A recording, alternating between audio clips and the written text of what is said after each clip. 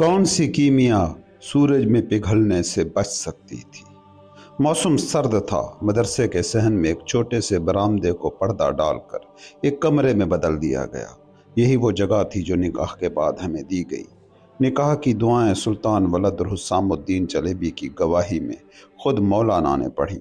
मेहर की बात न हुई मगर मैंने खुद ज़बान खोली। कीमिया खातून, मेरे पास तुम्हें देने के लिए कोई दौलत, कोई जेवर, कोई सामान नहीं। मैं सिर्फ एक दरवेश हूँ और अपनी बंदगी भी अल्लाह के नाम कर चुका हूँ। मैं कहूँ कि मेरा सर तुम पर कुर्बान हो तो ये भी झूठ होगा, क्योंकि वो भी तुम्हारे बाबा पर निछावर कर चुका हूँ। तुम्हारा मेहर फ़कत ये होगा कि मेरी तन्हाई में मेरे अल्फाज तुम्हारे हम नशीन होंगे। मेरे पास अगर कुछ है तो वो मेरे अल्फाज हैं। कीमिया ने मुस्कुराती आंखों से मेरी तरफ देखा और पलकें झपकाकर खामोशी से मेरी बात की तस्दीक कर दी। मैं जब कमरे में दाखिल हुआ तो कीमिया खौफ से सहमी हुई किसी नातवां हिरनी की तरह एक दीवार से दूसरी दीवार तक चक्कर काट रही थी। मदरसे की औरतों ने उसके दिल में पहली रात की ऐसी बातें भर दी थी कि वो लरज रही थी। कभी अपने हाथ की उंगलियां मरोड़ती, कभी हथेलियां रगड़ती, जैसे कोई शिकारी के जाल में फंस जाने वाली मासूम हिरनी हो जो जान बचाने के लिए बेसूद भाग रही हो। मैंने कहा, थक गई होगी, बैठ जाओ। वो खामोश रही। क्या तुम वज़ू में हो? जी हाँ। रस्मों का कुछ नहीं बिगड़े और ना यहाँ कोई रस्म निभाई जाएगी। अब हम इशा की नमाज पढ़ते हैं और फिर तुम सो जाना। और तुम? मैं कुरान पढ़ूंगा। अगर नींद आई तो दरवाजे के करीब बैठकर सो जाऊंगा। अगर बाबा को मालूम हो गया कि तुम दर पर सो रहे हो तो उन्हें तकलीफ ना होगी। अगर हम नहीं बताएंगे तो उन्हें तकलीफ भी नहीं होगी। नमाज के बाद मैंने कहा, अल्लाह तुम्हें राहत दे। फिर चराग गुल कर दिया और चांदनी की रोशनी में बैठकर कुरान की तिलावत करने लगा। कीमिया की शख्सियत हर दिन मेरे दिल में मजीद उतरती जा रही थी। वो कम गो थी मगर जहाँ बोलना हो वहाँ अल्फाज का इंतखाब निहायत मोहब्बत और वकार से करती थी। वो मुझसे बातें करने लगी, यूं जैसे कई सालों से किसी पिंजरे में कैद एक परिंदा पहली बार आज़ाद होकर बोलने का मौका पा रहा हो। मदरसे की औरतों और उसकी माँ ने हमेशा उसकी ज़बान बंद रखने की कोशिश की थी, ये कहकर औरत को कम बोलना चाहिए, बल्कि बिल्कुल नहीं बोलना चाहिए। मगर कीमिया ने मुझसे एक दिन कहा, इश्क में नज़र की क्या अहमियत है? मैं मुस्कुरा दिया, बहुत ज़्यादा। तो क्या हम भी इश्क इलाही में जमाल इलाही के दीदार से फैज़याब होंगे? इश्क में नज़र से चिंगारी उठती है। ये देखना नहीं बल्कि देखने का अंदाज है जो राज खोलता है। हज़रत यूसुफ को महज एक नज़र देखने पर औरतों ने अपने हाथ काट लिए थे। अगर वो उनकी नज़र में इश्क बनकर उतर जाते तो वो खुद को सर से पांव तक टुकड़े टुकड़े कर लेती। तो क्या हमारी रूहें आलम अलस्त में जमाल इलाही को देखकर ये इश्क पा चुकी हैं? हर रूह बाखबर नहीं होती। जो राज को गफलत में दफन कर दे वो जमाल नहीं देख सकता, मगर जो हकीकत की आंख खोल ले वही इसरार इश्क में दाखिल हो सकता है। तो ये गुलाब और कली का राज है। कहा जाता है कि कुछ लोग गुलिस्तान में गुलाब बनते हैं और कुछ कांटों में बदल जाते हैं। कीमिया की तब्दीली रोज़ बरोज़ नुमायां हो रही थी। वो शर्मीली और खौफजदा कीमिया अब एक खुश मिजाज, पुरजोश और चुलबुली कीमिया में बदल चुकी थी। मदरसे की औरतें उसके इस तगय्युर पर हैरान थीं। उन्होंने तो इसके निकाह के बारे में शर्तें लगाई थीं। किसी ने कहा था, ये शादी बर्दाश्त नहीं कर पाएगी, शायद अपनी जान ले ले। मगर हकीकत बिल्कुल बरक्स निकली। कीमिया न सिर्फ खुश थी बल्कि उसकी खुशी उन औरतों के चेहरों पर हैरानी बनकर साफ देखी जा सकती थी। तुम लोग शम्स को नहीं जानते, हम सब ने उसे गलत समझा था। कीमिया कहती, मैं जब उसके पास बैठती हूँ तो ऐसी मार्फत पाती हूँ कि चाहती हूँ ये लम्हे कभी ख़त्म ना हो। नमाज में ये दुआ करती रहती हूँ कि जल्दी ख़त्म हो ताकि मैं फिर उसकी सोहबत में वापस जा सकूँ। ये सुनना था कि मदरसे की औरतों के चेहरों के रंग उड़ गए। अलाउद्दीन का हसद। मौलाना का बेटा अलाउद्दीन अब जवान हो चुका था। वो अक्सर अपने दोस्तों के साथ मदरसे में आता जाता रहता था और उसकी ये बेतकल्लुफ़ी मुझे नागवार गुजरती थी। एक दिन वो मेरे कमरे के सामने से गुजरा तो मैंने कहा, ऐ मेरे अजीज़, तुम ज़ाहिर और बातिन के आदाब से वाकिफ़ हो, लेकिन जब मेरे कमरे के करीब से गुजरो तो ज़रा संभल कर चलो। अलाउद्दीन के चेहरे पर तेज़ी से गुस्से की लहर दौड़ी। तुम किसके घर को किससे बचा रहे हो मेरे शेख? वो तड़क कर बोला। उस दिन के बाद हम दोनों के बीच तलखी की एक दीवार खड़ी हो गई। मेरा दिल दुख से भर गया। अगर मौलाना का लिहाज ना होता तो शायद मैं एक ही निगाह से उसकी रौनक को ज़मीन बोस कर देता। जिन लोगों ने मुझे कूनिया से निकालने की साजिश रची थी वो अब भी खामोश नहीं बैठे थे। अगरचे वो मेरे लौटने पर मुआफ़ी के अल्फाज बोल चुके थे, मगर अंदर ही अंदर अब भी मौके की तलाश में थे। अब की बार उन्होंने शहर के चंद बड़े आलमों को भी अपने साथ मिलाया हुआ था और अलाउद्दीन जैसे नौजवान और जोशीले दिमागों को भी अपनी सफ़ में शामिल कर लिया था। मेरी मुखालफत का तूफ़ान एक बार फिर जोर पकड़ रहा था। मदरसे के बाग में मैं दरवेशों से महव गुफ्तगू था कि अचानक अलाउद्दीन ने बेइजाज़त बात काट कर मुझ पर तंज किया। इस दुनिया के कुतुब तो मेरे दादा और मेरे वालिद हैं, तुम तो महज एक शम्मा की लौ हो जिससे रोशनी की उम्मीद रखी जा रही है। वो मुझे तैश दिलाना चाहता था। मैंने मुस्कुराकर कहा, मौलाना मार्फत के वो मोती रखते हैं जो किसी हिसाब किताब के बगैर बिखरते हैं, मगर मैं बचपन से अल्लाह के इल्हाम से बोलता आया हूँ। मेरी ज़बान लोगों को मुसख्खर करती है, समझाती है, उनका तज़किया करती है। मेरी हल्की सी सख्ती बच्चों की तरबियत के लिए कोड़े की तरह है, मगर तुम हवा की तरह तोड़ने वाले और खंजर की तरह काटने वाले हो। अलाउद्दीन ने कहा, तुम्हारी ज़बान से सिवाय मुसीबत के और क्या बरामद हो सकता है?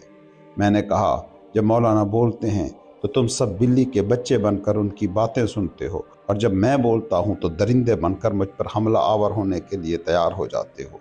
हालांकि मौलाना और मैं वही एक हकीकत बोलते हैं, बस फ़र्क इतना है कि वो खामोशी में बोलते हैं और मैं बुलंद आवाज़ में। अगर तुम मौलाना को पसंद करते हो तो जान लो कि वो मेरी ही बाज़गश्त हैं और मैं उनकी सदा हूँ। अगर मौलाना मेरे पीछे चलने वाले हैं तो ऐसा पैरोकार होना कोई ऐब की बात नहीं।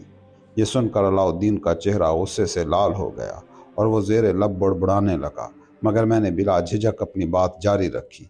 मैंने अलाउद्दीन की तरफ देखा। गुस्से और हसरत से उसकी आंखें शोले बरसा रही थी। मैंने कहा, एक नादान अपनी ज़बान से शोर मचा रहा है। मेरे बच्चों ठहरो, हर शख्स वही पढ़ता है जो उसके दिल की किताब में लिखा हुआ है। तुम्हारा दिल किसी ज़बा खाने की तरह खून आलूद है। तुम्हारी आंखें लावे उगल रही हैं। मेरे समंदर में आ जाओ, ये तुम्हें सुकून देगा। अलाउद्दीन गुस्से में उछल कर खड़ा हो गया और मेरी तरफ बढ़ने लगा।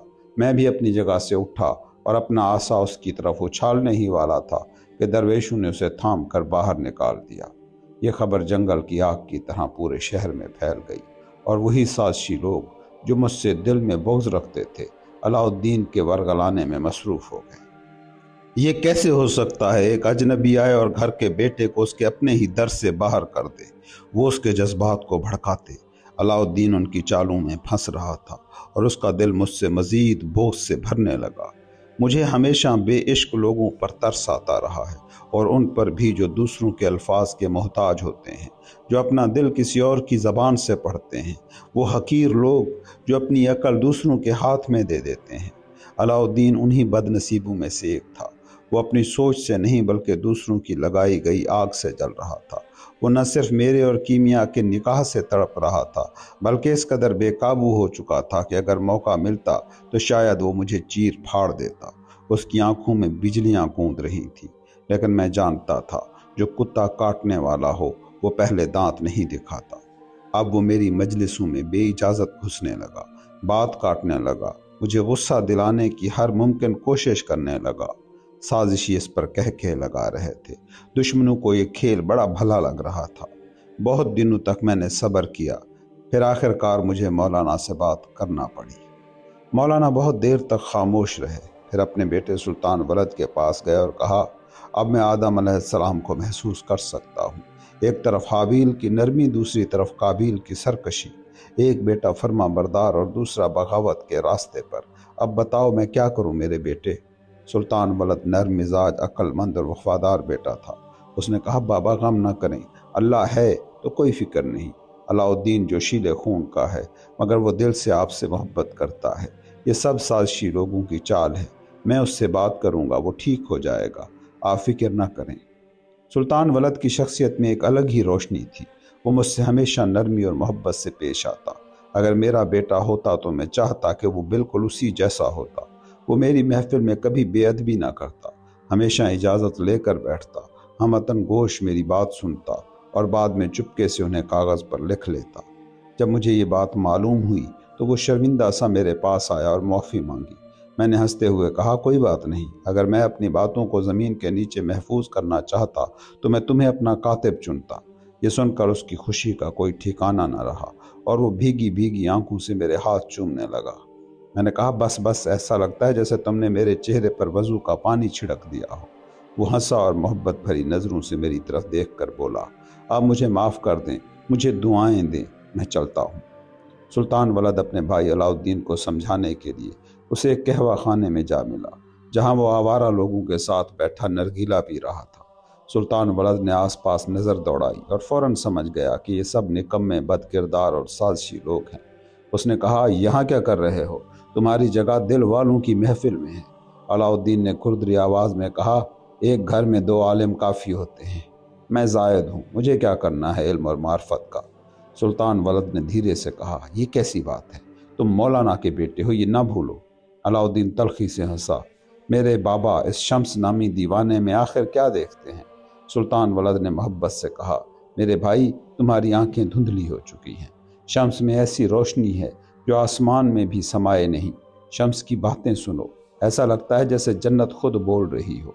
अलाउद्दीन ने हकारत से कहा, रहने दो, तुम्हारा आसमान और तुम्हारा सूरज तुम्हें मुबारक हो, मुझे तो जहन्नम के अंधेरे में सांस लेना है। सुल्तान वलद अलाउद्दीन को समझाने की कोशिश कर रहा था, मगर वो अब तलखी की इंतहा पर था। तुम अफ्यून पी रहे हो?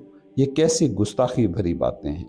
मैं तुमसे बड़ा हूँ, तुम पर मेरा हक है, मगर देख रहा हूँ कि ये बदमाश तुम्हारी नज़र में मुझसे ज़्यादा मुअज़्ज़ज़ हो गए हैं। अलाउद्दीन तंज़िया हंसा, तुम और शम्स तो खुद इश्क के नशे में चूर हो, तो अगर मैं किसी और नशे में डूबा हूँ तो क्या हुआ? सुल्तान वलद ने सख्ती से कहा, शर्म करो, मैंने हमेशा तुम्हारा साथ दिया, तुम्हारी इज्जत की, तुम्हें बचाया, मगर आज से अगर तुमने बाबा और शम्स को दुख दिया तो याद रखो, खुद को मेरे सामने पाओगे। अलाउद्दीन ने सख्त लहजे में जवाब दिया, मेरा सामान भिजवा दो, मैं दरगाह नहीं आ रहा, तुम्हें तुम्हारा शम्स मुबारक हो। और बाबा, क्या उनके बारे में सोचा भी है? उनकी आंखों में कभी शम्स के सिवा कोई और आया भी है? शम्स ने सबको मशहूर कर दिया है। सबसे ज़्यादा मुझे ये बात कीमिया के बारे में खलती है।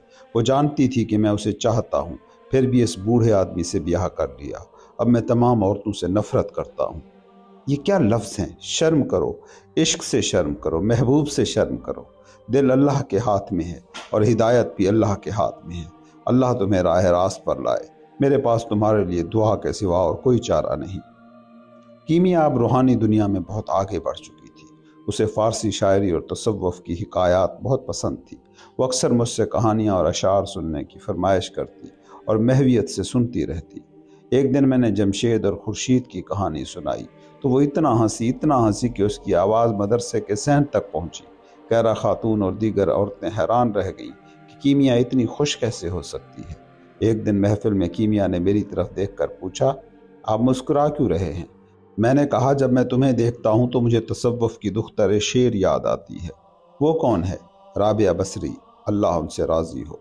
कीमिया की आंखों में एक चमक उभरी। मेरे बाबा बचपन में मुझे इस अजीम हस्ती के बारे में बताते थे।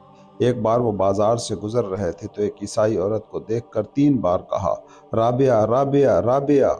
औरत हैरान रह गई कि मौलाना मुझे इस नाम से क्यों बुला रहे हैं। जब उसने तहकीक की तो किसी ने उसे बताया, मौलाना ने तुम्हें मुसलमानों की वलिया राबिया बसरी से तशबीह दी है। ये सुनकर उस औरत ने राबिया बसरी की ज़िंदगी को पढ़ना शुरू किया। चंद दिन बाद वो दरगाह में आई।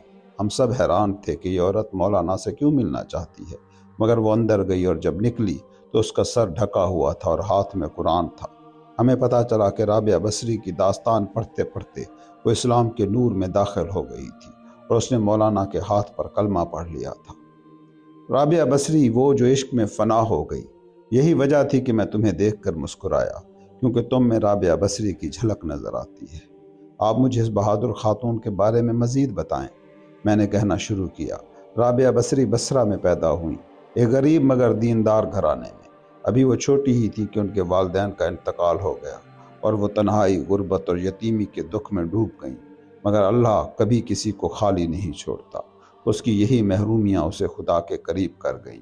वो मार्फत और इश्क में ऐसी डूबी کہ حسن بصری جیسے بزرگ بھی ان کے مقام پر رش کرتے تھے۔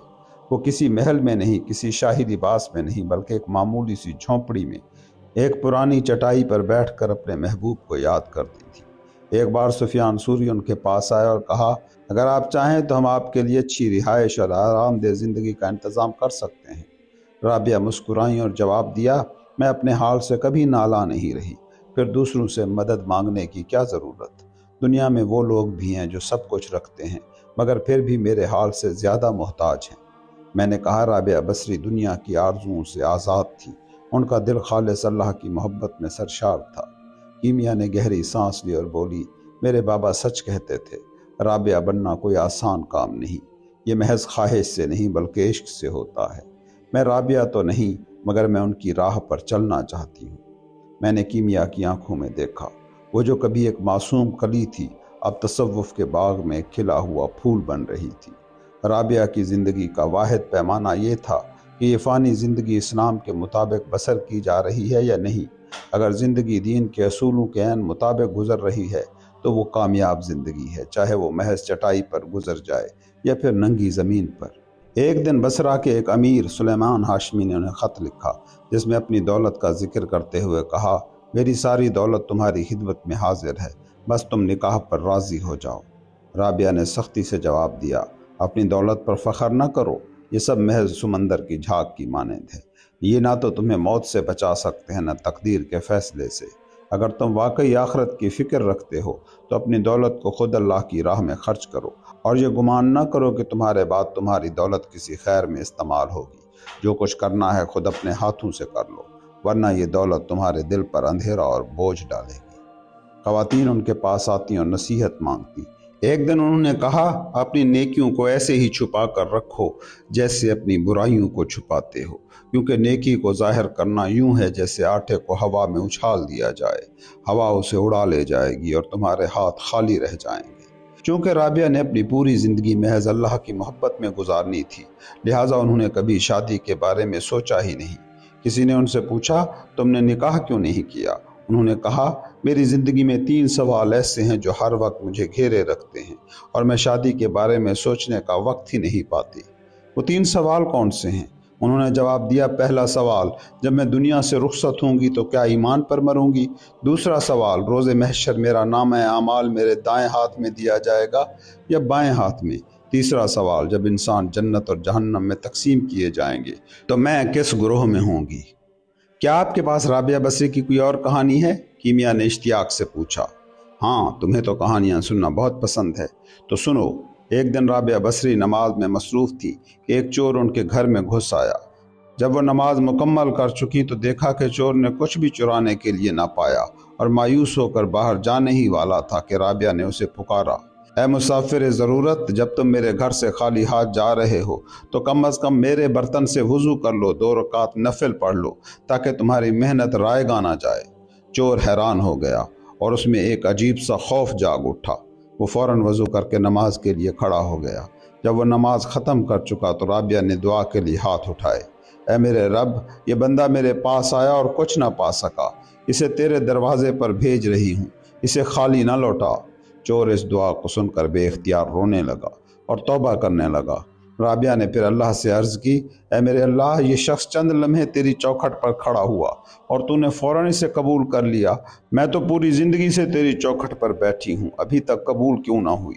اور پھر اللہ کی طرف سے ایک صدا آئی، رابعہ، ہم نے اسے تمہاری عزت میں قبول کیا۔ میں نے یہ کہانی پہلے کبھی نہیں سنی تھی، کیمیا نے حیرانی سے کہا۔ شکریہ میرے استاد۔ کس بات کا شکریہ؟ مجھے ایسے عظیم عاشق الہی سے ملانے کا۔ یہ محض تعریفی لفظ نہیں کیمیا، یہ حقیقت ہے، اور تم میں رابعہ کی جھلک دکھتی ہے۔ کیا میں واقعی ایسا بن سکتی ہوں؟ کیمیا نے آہستہ سے پوچھا۔ ہاں، اگر تم عشق کو محض لفظوں میں نہیں بلکہ اپنی روح میں بسا لو۔ کیمیا نے نرمی سے سر جھکا لیا اور کہا، اب میں ذرا آرام کرنا چاہتی ہوں، کیا میں آپ کی گود میں سو سکتی ہوں جب تک کہ نماز کا وقت نہ ہو؟ کیا میں آپ کو تکلیف تو نہ دوں گی؟ نہیں، یہ تکلیف نہیں، یہ راحت ہے، آؤ اللہ تمہیں سکون دے۔ کیمیا محض ایک عام عورت نہیں تھی، وہ ایک گوہر نایاب تھی۔ مولانا کی تربیت یافتہ، ادب اور فہم کی معراج پر اس کی عاجزی، اس کی وفاداری کبھی کبھی مجھے شرمندہ کر دیتی تھی۔ ایک رات مجھے نیند نہیں آ رہی تھی اور میں باہر نکل کر آسمان کے ستارے دیکھنے لگا۔ جب کیمیا بیدار ہوئی اور مجھے کمرے میں نہ پایا تو گھبرا کر کھڑکی کی طرف لپکی۔ جب اس نے مجھے باہر کھڑے پایا تو خاموشی سے ایک پیالہ لے کر آئی اور کہا، آپ کو سردی لگ جائے گی، ایک پیالی گرم قہوہ پی لیں۔ میں نے حیران ہو کر دیکھا۔ یہ زحمت کیوں کی کیمیا؟ یہ زحمت نہیں بلکہ خدمت ہے، اور آپ کی خدمت میرے لیے باعث رحمت ہے۔ تم اندر جاؤ، میں بھی آتا ہوں۔ کیمیا نے مسکرا کر کہا، شمس اگر کمرے میں نہ ہو تو وہ کمرہ میرے لیے زندان ہے۔ کیا آپ نہیں جانتے؟ میں نے کیمیا کی طرف دیکھا۔ یہ لڑکی جو کبھی محض ایک شرمیلی کلی تھی، اب عشق میں ایک روشن شمع بن چکی تھی۔ ہم دونوں ہنستے ہوئے اندر چلے گئے۔ یہ نکاح جسے مخالفین نے فتنے اور بربادی کی بنیاد سمجھا تھا، دراصل درگاہ میں ایک نئی خوشی کا سبب بن رہا تھا۔ کیمیا میری رفاقت میں مسرت محسوس کرتی، میری خوشی مولانا کے سکون کا باعث بنتی، مولانا کی خوشی کیمیا کو شاد کرتی، اور اس طرح یہ خوشی ہر دل میں سرایت کرتی جاتی۔ کیرا خاتون کیمیا کے چہرے کی چمک سے مطمئن تھی اور مولانا سب سے زیادہ خوش تھے۔ فتنہ پروروں کو مایوسی ہونے لگی۔ علاؤالدین غصے میں بے چین رہنے لگا، مگر درگاہ اب بھی ایک بہار کی مانند مہک رہی تھی، مگر یہ بہار ایک خزاں میں بدلنے والی تھی، کیونکہ کیمیا اچانک ایک شدید بیماری میں مبتلا ہو گئی۔ ایک دن کیمیا نے مجھ سے سوال پوچھا، موت کی حقیقت کیا ہے؟ میں مسکرایا، تمہارا سوال طویل ہے مگر اس کا جواب انتہائی مختصر ہے۔ سمجھ نہیں آئی بات؟ موت عشق ہے۔ کیا عشق اور موت ایک دوسرے میں ضم ہو سکتے ہیں؟ ہر روح عشق کے ساتھ نکاح میں بندھی ہوتی ہے۔ مرنا فراق نہیں بلکہ حقیقت کے وصال کا دروازہ ہے۔ کیمیا مزید تجسس میں آ گئی۔ تو عشق اور موت میں رسم کیا ہے اور مہمان نوازی کیا؟ میں خاموشی سے کھڑا ہوا، کیمیا کا ہاتھ پکڑا اور اسے بھی اپنے ساتھ کھڑا کر دیا۔ اپنا دایاں ہاتھ آسمان کی طرف پھیلاؤ اور بائیں ہاتھ کو زمین کی طرف۔ اپنی آنکھیں بند کر لو اور کائنات کے 7 چکر لگانا شروع کرو۔ یاد رکھو اپنی آنکھیں مت کھولنا۔ جو کچھ تمہارے دائیں ہاتھ میں آسمان سے آ رہا ہے وہ تمہیں نظر نہیں آنا چاہیے، اور جو کچھ تمہارے بائیں ہاتھ سے زمین میں جا رہا ہے وہ بھی تمہیں دیکھنے کی ضرورت نہیں، بس رقص درویش میں محو ہو جاؤ۔ جب میں نے کیمیا کو آنکھیں کھولنے کا اشارہ کیا تو اس کا چہرہ سفید دودھ جیسا ہو چکا تھا اور اس کی دل کی دھڑکن پورے کمرے میں گونج رہی تھی۔ میں نے آہستہ سے پوچھا، اب تمہیں موت کی حقیقت سمجھ آئی؟ اس نے بچوں جیسی معصوم خوشی سے کہا، ہاں اب سمجھ آئی۔ میں نے نرمی سے کہا، آنکھ کا کھلنا اور بند ہونا عشق کے لیے محض اتنی سی حقیقت ہے، مگر یہاں ایک لمحہ صدیوں پر بھاری ہے۔ یہاں بہاریں، خزائیں، دھوپ اور سائے سب پلک جھپکتے میں بدل جاتے ہیں۔ عشق اور موت ایک لمحے میں سموئے جاتے ہیں۔ یہی فنائے عشق ہے، یہی وصال محبوب ہے۔ کیمیا نے دھیمی آواز میں پوچھا، آپ کے نزدیک عاشق کون ہوتا ہے؟ میں نے کہا، عاشق وہ ہے جو جب کھڑا ہو تو سارا جہان شعلوں کی لپیٹ میں آ جائے، جو جب آگے بڑھے تو قیامت ٹوٹ پڑے۔ کیمیا کی آنکھوں میں حیرت اور تحیر کی روشنی چمکی۔ اس نے میرا ہاتھ چوم لیا۔ کاش میں آپ کو برسوں پہلے ملتی میرے استاد۔ اس کی محبت میرے لیے گہرے احترام میں ڈھلتی جا رہی تھی۔ اس کے دل میں بند قیدی الفاظ میری باتوں کی روشنی میں آزاد ہو رہے تھے۔ وہ دن میری زندگی کا سب سے تکلیف دہ دن تھا، جس دن کیمیا شدید بیماری میں مبتلا ہوئی۔ یہ وہی کیمیا تھی جو کل تک تصوف کے رازوں میں ڈوبی جا رہی تھی، مگر اب اس کا جسم ناتوانی کی زد میں تھا۔ کیمیا کا ہر سانس میرے دل پر ایک بوجھ بن کر گر رہا تھا۔ میں جانتا تھا وہ عشق کی آگ میں جل رہی تھی اور اب وہ حقیقت کی دہلیز پر تھی۔ کیمیا میرے قریب بیٹھی اور مسکراتے ہوئے بولی، مجھے لگتا ہے میرا وصال قریب ہے۔ میں نے خاموشی سے اس کے ماتھے پر ہاتھ رکھا اور اس کی آنکھوں میں جھانکا۔ تم موت سے خوفزدہ ہو؟ کیمیا نے ہلکا سا سر ہلایا۔ نہیں، اب نہیں، کیونکہ آپ نے مجھے یہ راز سمجھا دیا ہے کہ مرنا الگ ہونا نہیں بلکہ محبوب سے ملنے کا دروازہ ہے۔ اس نے آہستہ سے آنکھیں بند کی اور کہا، اب میں سچ میں محبت کے راز تک پہنچ رہی ہوں۔ وہ لمحہ جب کیمیا میرے سامنے اپنی آخری سانسیں گن رہی تھی، وہ لمحہ جس میں محبت، موت اور حقیقت ایک ہو رہے تھے، اس نے ہلکی سی سرگوشی میں کہا، شمس، مجھے ایک آخری بار وہی درویشوں کا رقص دکھاؤ، وہی رقص جس میں موت اور عشق ایک ساتھ سمٹ آتے ہیں۔ میں نے اپنے قدموں کو حرکت دی۔ کائنات کے ساتھ ایک آخری بار اسے عشق کی گردش میں شامل کیا، اور پھر جب میں نے اسے آنکھیں کھولنے کو کہا تو وہ ہمیشہ کے لیے اپنی آنکھیں بند کر چکی تھی۔ کیمیا جو کبھی عشق کے سفر کی راہ گیر تھی، اب خود اسی عشق کی روشنی میں ہمیشہ کے لیے سمو چکی تھی۔ اے کیمیا، عشق سیکھتے ہی مرنے کو دوڑنا کیا ضروری تھا؟ سردیوں کے کوہرے نے درختوں کو برف سے پہلے ہی ایک ہلکی سفید چادر میں ڈھانپ دیا تھا۔ میرے دل میں دھواں بن کر ایک شدید بے چینی اتر رہی تھی۔ کیمیا اچانک بیمار پڑ گئی تھی، پہلے تیز بخار، پھر رات بھر سایوں میں کسی کے ساتھ سرگوشیاں کرنے کی سی کیفیت، اور آخرکار کمزوری اور تیز درد۔ کچھ دنوں میں اس کے بدن پر دانے ابھرنے لگے، گردن اور پشت پر پھوڑے نکل آئے۔ ہم نے حکیموں سے علاج کروایا مگر سب بے سود۔ یہ تکلیف اس کے وجود میں پھیلتی جا رہی تھی۔ سب سے زیادہ میرے لیے تکلیف دہ بات کیمیا کی رات کے سناٹے میں بلکتی سسکیاں تھیں۔ وہ اپنا سر میرے زانوں پر رکھ دیتی اور میں آہستہ آہستہ ذکر کرتا، اس پر دم کرتا۔ میری سانسوں سے اس کا درد کچھ دیر کے لیے کم ہو جاتا اور وہ نیند میں چلی جاتی۔ جب صبح کی اذان ہوتی تو میں اسی جگہ بیٹھ کر نماز پڑھتا کہ کہیں میری ذرا سی حرکت کیمیا کی نیند نہ توڑ دے۔ وہ پہلے اللہ کی امانت تھی، پھر مولانا کی، اور آخر میں میری۔ اسے درد میں تڑپتے دیکھ کر میرا دل ٹوٹ رہا تھا۔ کیمیا کی آخری ہجرت۔ میں نے کبھی سنا تھا کہ خراسان میں ایک طبیب اس مرض کا علاج جانتا ہے۔ میں نے ارادہ کیا کہ کیمیا کو وہاں لے جاؤں، مگر اس کا کمزور بدن اس سفر کی سختی برداشت نہیں کر سکتا تھا۔ لہٰذا میں نے خراسان کے اس حکیم کو بلوانے کا انتظام کیا، مگر جب تک وہ طبیب کونیا پہنچتا میری کیمیا عرش الہی کی طرف ہجرت کر چکی تھی۔ کیمیا مر چکی تھی۔ عشق کی سب سے بڑی آزمائش۔ یہ میری زندگی کا وہ لمحہ تھا جب میں نے پہلی بار ایسا دکھ محسوس کیا جس کی کوئی حد نہ تھی۔ ایک پروانہ جو عشق کے شعلے میں جلنے کو بےتاب تھا، آخر کار اس آگ میں فنا ہو چکا تھا۔ ایک غنچہ جو کھلنے سے پہلے ہی خزاں کی زد میں آ چکا تھا۔ کیمیا کی موت محض اس کے بدن کا فنا ہونا نہیں تھا، بلکہ ایسا لگ رہا تھا کہ ہم نے زمین میں محض ایک عورت نہیں بلکہ آسمان کو دفن کر دیا ہے۔ مجھے محسوس ہو رہا تھا کہ بادل اب زمین پر اتر آئے ہیں اور بارش آسمان سے نہیں بلکہ زمین سے برس رہی ہے۔ اگر میں جانتا کہ کیمیا اتنی بے رحم ہوگی تو شاید میں اس نکاح کے لیے کبھی تیار نہ ہوتا۔ جنت کا ذائقہ چکھنے کے بعد اس سے محروم ہو جانا یہ سب سے بڑا دکھ تھا۔ کیمیا میری جیتی جاگتی جنت تھی۔ 6 ماہ کے اس مختصر ساتھ میں کیمیا نے مجھے ایک لمحے کے لیے بھی دکھ نہ دیا، بلکہ مجھے وہ محبت دی جو شاید میری ماں بھی مجھے نہ دے سکی۔ وہ ماں کی طرح میرا خیال رکھتی، دوست کی طرح مجھے سنتی اور محبوبہ کی طرح مجھے چاہتی۔ جب رات کو ٹھنڈی ہوا چلتی تو وہ میرا لحاف سیدھا کر دیتی، جب صبح ہوتی تو مجھ سے پہلے اٹھتی، میرے وضو کا پانی رکھتی اور میرا چہرہ اپنے ہاتھوں سے صاف کراتی۔ کبھی اس کے چہرے پر ناراضگی یا بیزاری نہیں دیکھی۔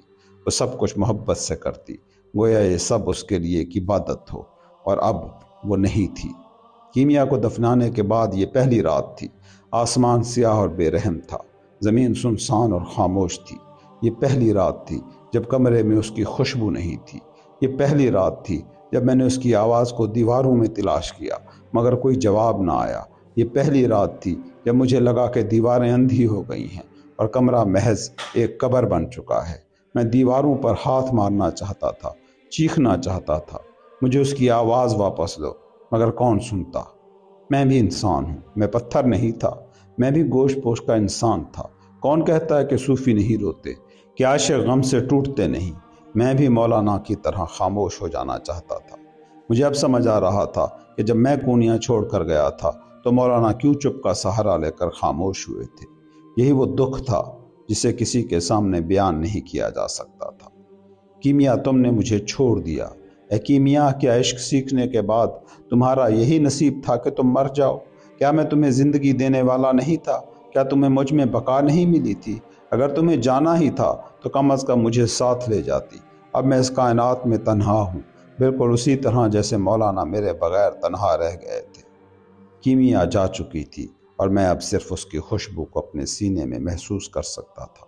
بستر کے کنارے گہری آنکھوں والی سفید اور پرندوں کے نقوش سے سجی ایک بے جان تکیے کا غلاف، بستر پر کیمیا کی یادگار لیلا کی رنگ کی ایک قمیض، زمین پر اس کے ہاتھوں سے بنا ہوا ایک قالین، اور اس قالین پر ایک تنہا سجدہ گاہ، اور اس پر میں خاموش، اداس، زخمی اور رو دینے کے قریب، گویا برف سے ڈھکے پہاڑوں کے درمیان کسی خاموش جھیل کی طرح ایک ٹھنڈا، اداس، بے جان شخص۔ میرے ہاتھ زرد پڑ چکے تھے، میرے ہونٹ بے جان نیلے ہو چکے تھے، اور آنکھیں، وہ آنکھیں جن میں کبھی شعلے جلتے تھے، اب محض ایک سرد ویرانہ بن چکی تھی۔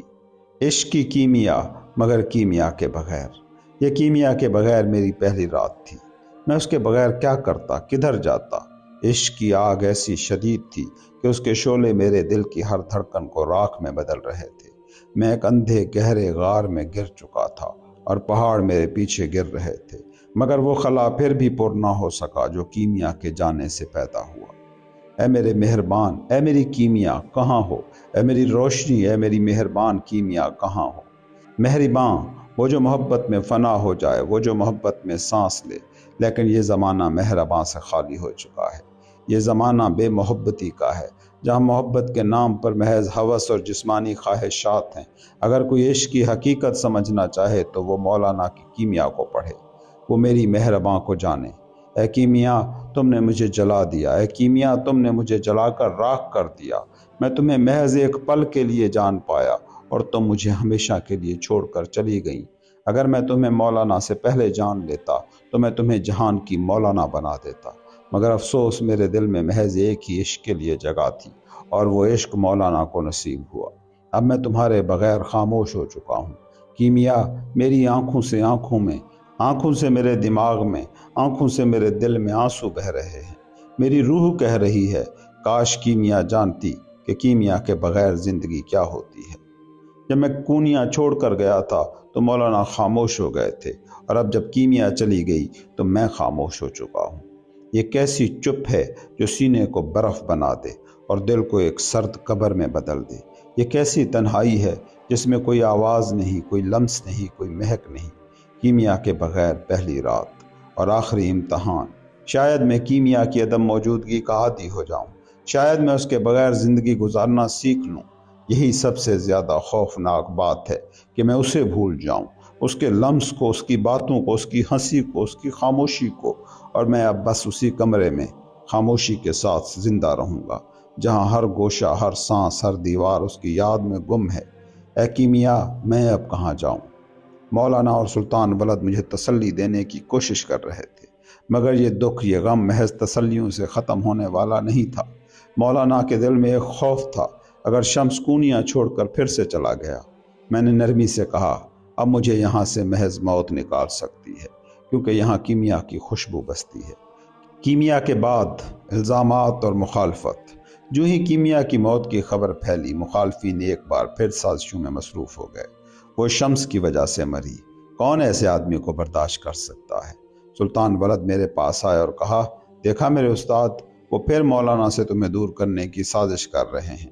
میں نے دھیمی آواز میں کہا، اگر میں اب کی بار چلا گیا تو اس طرح جاؤں گا کہ پھر کوئی میرا سراغ نہ پا سکے گا۔ سلطان ولد نے میرے زخموں پر مرہم رکھنے کی کوشش کی اور کہا، میرے استاد، آپ ہی تو کہا کرتے تھے عشق میں مرنا ضروری ہے، ختم ہونا ضروری ہے، تاکہ حقیقت کی زندگی حاصل ہو سکے۔ میں نے خاموشی اختیار کر لی، کیونکہ اب میں جانتا تھا کیمیا کی موت کے بعد میرے لیے ایک نئی زندگی کی شروعات تھی، مگر یہ زندگی ایک ویران راہ گزر کے سوا کچھ نہ تھی۔ علاؤالدین، بغاوت، ندامت اور ایک بے چین انجام۔ علاؤالدین، جو ایک وقت میں مولانا کا بیٹا اور درگاہ کا فرد تھا، اب درگاہ سے اپنا سامان اٹھا کر آوارہ مزاج لوگوں کے ساتھ زندگی گزارنے لگا۔ وہ شراب پینے لگا اور کونیا کی گلیوں میں نعرے لگا کر آوارہ گردی کرتا۔ جب یہ خبر مولانا تک پہنچی تو ان کا دل ٹوٹ گیا۔ درگاہ جو کبھی روحانی مسرت کا مقام تھی، اب ایک غم خانہ بن چکی تھی۔ میں جو کیمیا کے فراق میں تڑپ رہا تھا، مولانا اور سلطان ولد مجھے سنبھالنے کی کوشش کر رہے تھے۔ مولانا جو اپنے بیٹے علاؤالدین کے بگاڑ پر دکھی تھے، انہیں میں اور سلطان ولد دلاسے دینے کی کوشش کر رہے تھے۔ ہاں، میں مانتا ہوں کونیا کے لوگ شروع میں مجھ سے ناراض تھے، مگر وہ مجھ سے اتنی نفرت نہیں کرتے تھے کہ مجھے مار ڈالیں۔ شروع میں صرف چند فسادی میرے خلاف تھے، لیکن جب میں کونیا چھوڑ کر چلا گیا تو لوگوں نے میرے نہ ہونے کی قیمت محسوس کی، اور یوں جو پہلے مجھ سے ناراض تھے وہ بھی مجھے یاد کرنے لگے۔ कूनिया के कुछ मजहबी रहनुमा जो मुझसे हसद करते थे मेरे बढ़ते हुए असर और रसूख से खौफजदा थे। वो मुझ पर कत्ल का फतवा देना चाहते थे, मगर मौलाना के खौफ और अवाम के एहतराम की वजह से ऐसा करने की हिम्मत न कर सके। फिर उन्होंने कूनिया के बाहर से किसी कातिल को मेरे कत्ल के लिए बुलाने की कोशिश की, मगर इसमें भी नाकाम रहे। उन्होंने अलाउद्दीन को मेरे खिलाफ भड़काने की कोशिश की, मगर ये भी ज़्यादा देर ना चल सका, क्योंकि मैं जानता था अलाउद्दीन एक जज्बाती नौजवान था जिसका गुस्सा जल्दी भड़क सकता था, लेकिन जल्दी ठंडा भी हो जाता था। मैंने उसके रवैये को उसकी नादानी पर छोड़ दिया और कभी उसे अपना दुश्मन न समझा। आखिरकार अलाउद्दीन को यह एहसास हो गया कि उसे दूसरों के हाथों में खेल बनाया जा रहा है।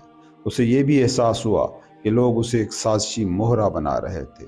कुछ दिनों बाद उसने कूनिया छोड़ दिया और कर शहर चला गया, जहां वो आही ईरून नामी एक सरकश ग्रोह में शामिल हो गया। यही वो लम्हा था जब मैंने दिल से अलाउद्दीन को माफ़ कर दिया। जब मैं अपने ही कातलों के हाथों शहीद हो चुका था, तब भी अलाउद्दीन अपने बागी रास्ते पर चल रहा था। महीनों के बाद वही अलाउद्दीन जिसने मौलाना के खिलाफ बगावत का झंडा बुलंद किया था, कूनिया से दूर किसी और मार्के में जख्मी होकर दम तोड़ चुका था। वो आही ईरून के साथ सुल्तान कुलज अरसलान के खिलाफ बगावत में शामिल था और उस दौरान जान से हाथ धो बैठा। अलाउद्दीन की मैयत जख्मों से चूर कूनिया वापस लाई गई। मौलाना, जिनके लिए बेटा अब भी बेटा ही था, उन्होंने उसकी नमाज जनाजा पढ़ी और उसे दरगाह के अंदर दफन कर दिया। यही वो अलाउद्दीन था जिसने शम्स के खिलाफ साजिशें की थी और अब खुद एक बागी मौत मर गया था। आखिरकार उसकी कहानी भी मेरे ही धुएं में खो गई थी। इश्क की शहादत। अगर मुझे अंधे कुएं में ना फेंका जाता तो तुम अंधेरे में भी शम्स को, सूरज को कैसे देखते? क्या शम्स बनना आसान था? क्या अपनी जान को महबूब के कदमों में रखे बगैर ये रास्ता तय हो सकता था? 7 सवार मौत का काफिला। रात की तारीकी में 7 घुड़सवार हवा को चीरते हुए कूनिया की तरफ बढ़ रहे थे। 7 के 7 अरबी नस्ल के खालिस घोड़ों पर सवार, 7 के चेहरे पत्थर की मानंद सख्त और 7 के होंठ खामोशी के कुफ्ल में कैद। वो बोलते नहीं थे, महज इशारों में बात करते, और जो ज़बान वो बोलते उसे सुनने वाला कोई ना था। वो 7 दिन और 7 रातों तक मुसलसल सफ़र करते रहे, यहाँ तक कि वो कूनिया पहुँच गए। वो कूनिया जिसके हर दरो दीवार पर मौलाना और शम्स की मोहब्बत की दास्तान लिखी जा चुकी थी, अब मौत के साए में ढल रहा था। बर्फ ने शहर को चादर की तरह ढांप रखा था और रात की काले परों वाली हवाएं सराय के दरो दीवार को हिलाने में मसरूफ थी। ये 7 सवार जिनकी आमद एक तूफान की मानंद थी, शम्स के लिए मौत का पैगाम लेकर आए थे। ये 7 शदीद सर्दी के बावजूद पसीने में भीगे, भूखे, मगर खबासत से भरे, शम्स के क़याम की जगह शकर फरोशों की सराय में दाखिल हो गए। उनमें से एक आदमी, जिसकी ज़बान टूटी फूटी तुर्की बोल रही थी, सराय के मालिक से बोला, क्या तबरेज़ी कूनिया में है? सराय के मालिक ने हैरत से पूछा, कौन सा तबरेज़ी? यहाँ तो बहुत से लोग तबरेज़ से आते हैं, तुम किसकी बात कर रहे हो? वही जिसके पास सियाह चादर के सिवा कुछ नहीं। ओहो, तो तुम शम्स की बात कर रहे हो, वो तो दरगाह में है, तुम्हारा सूरज गरूब होने वाला है। एक सवार जहरखंद मुस्कुराहट से बोला। तुम लोग शराब के नशे में हो क्या? सराय के मालिक ने पूछा। नहीं, मगर तुम लोग बगैर पिए हुए ही मदहोश हो। सराय के मालिक ने हैरत से उसे देखा और कहा, यही लफ्ज़ हमारे शम्स ने भी कहे थे, हम जानते हैं। खून की कीमत, सराय का सौदा। इस सराय में कितने कमरे हैं? एक और सवार ने पूछा। 9 मेहमानों के लिए और 1 मेरे ख़ानदान के लिए। अब यहाँ कोई मेहमान नहीं रह सकता। ये सराय अब सिर्फ हमारे लिए है। कितने पैसे चाहिए ये जगह खाली करने के लिए? ये कहते ही एक सवार ने सराय के मालिक के सामने सोने की थैली रख दी। जितना चाहो इसमें से ले लो और 2 दिन के लिए यहाँ से चले जाओ। लेकिन खाने का क्या होगा? सफाई का क्या होगा? सराय वाले ने घबरा कर पूछा। हम फितरतन साफ हैं और हम अपने खाने खुद बना सकते हैं। सराय वाले ने कांपते हाथों से थैली में एक मुट्ठी भर सोने के सिक्के निकाले और बगैर पीछे देखे वहां से चला गया। अगली सुबह जब बर्फबारी के बाद हवा कुछ थमी तो एक दूध बेचने वाला लड़का सराय के दरवाजे पर पहुंचा। सराय का मालिक कहाँ है? उसने पूछा। 2 दिन के लिए नहीं आएगा, एक अजनबी बोला। फिर मैं दूध किसको दूं? दरिया में बहा दो। क्या? मैं तुम्हारी बात समझा नहीं। तुम रोजाना दूध बेचकर कितने पैसे कमाते हो? तकरीबन 2 सोने के सिक्के। अगर हम तुम्हें 3 सिक्के दें तो क्या तुम एक पैगाम दरगाह तक पहुंचा सकते हो? कौन सी दरगाह? यहाँ पूर्णिया में तो बहुत सी दरगाहें हैं। वो दरगाह जहाँ शम्स तबरेज़ी रहता है। शम्स? शम्स को कौन नहीं जानता? दूध वाले ने कहा।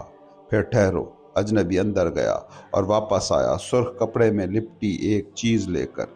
यह अमानत तुम्हें शम्स तक पहुंचानी है और ख़बरदार किसी को ना खोल कर दिखाना, ना ये बताना कि आज क्या हुआ था यहाँ पर। ठीक है, बस मुझे मेरे 3 सिक्के दे दो। शहादत की घंटी बज चुकी थी। ये अमानत क्या थी? ये पैगाम क्या था? ये तोहफा किसका था? ये मौत का पैगाम था जो शम्स के लिए भेजा गया था। ये इश्क की शहादत थी जो अब अपनी तकमील की तरफ बढ़ रही थी।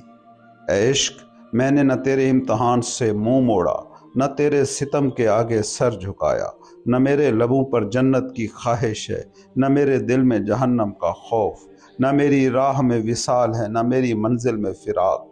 मैं जन्नत की तरफ नहीं जा रहा, जन्नत मेरी तरफ दौड़ रही है। दरगाह की फिजा गहरे कोहरे और शदीद सर्दी में उदास और सुनसान थी। दरख्त बेजान खड़े थे, गोया किसी कयामत के मुंतज़िर हों। दरगाह के एक गोशे में कुछ दरवेश एक खुश्क दरख्त के नीचे मोहब्बत और मार्फत की बातें कर रहे थे। तभी एक दूध फरोश लड़का अपने हाथ में दूध का कटोरा लिए उनके करीब आया।